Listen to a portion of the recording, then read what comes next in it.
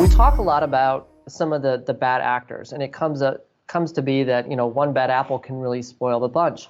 You've got pharmacies out there that come and go that are submitting fraudulent claims, false claims, in terms of millions of dollars. And so it really makes a bad name for all the good pharmacies that are working hard, grinding day in and day out, taking care of their communities, providing vaccinations, providing testing, and doing all the right things. And then you have some pharmacies that either are too tempted or get talked into doing things that aren't appropriate, and all of a sudden they're billing claims that don't exist. And it just adds fuel to the fire for the PBMs or plan sponsors to say, we got to do these audits. Look at what we just found. We just had a $30 million fraud case, and they're not every day, but a couple of times a week. There's a Department of Justice, Office of Inspector General, something that comes out about a potential pharmacist, and some role that they played in committing fraud or controlled substances, a big hot topic in over-dispensing of controlled substances. Yep. But that's a difference. If it said, hey, if there's fraud, we're going to take back our fraudulent funds, that's different than saying, hey, you can't find an invoice, so we're taking your money back. Oh, I completely agree. And I think there's a clear delineation, right? PBMs and auditors are known for their technicalities. They get very tic-tacky, which is just ridiculous. If the right patient got the right medicine at the right time, it's a valid claim.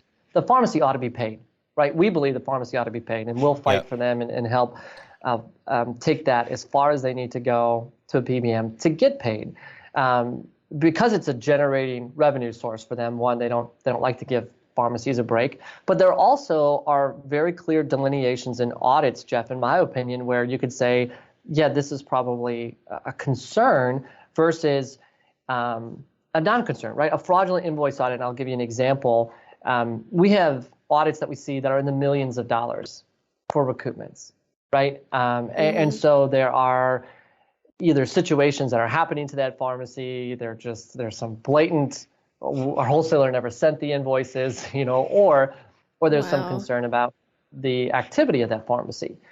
It's very different than a pharmacy that had one drug that was short. Right. I was short 2 boxes of insulin, and you're going to recoup that on me, and now you're going to threaten me with termination or something else. Right. That's a very different scenario, and I full-heartedly agree with you that PBMs can hide under the guise of FWA, right? A lot of the audit laws, well, we felt like there might have been a suspicion of FWA, so we don't have to follow the audit laws as well. And so they'll classify audits even on the fringe of, we feel like that's potential for fraud, waste, or abuse. And so we're going to categorize it that way. And they're more than happy, even if they only get 2 boxes of insulin, it's $1,000, they'll take it back and they'll move on. And maybe that pays for the auditor's time to conduct and review everything.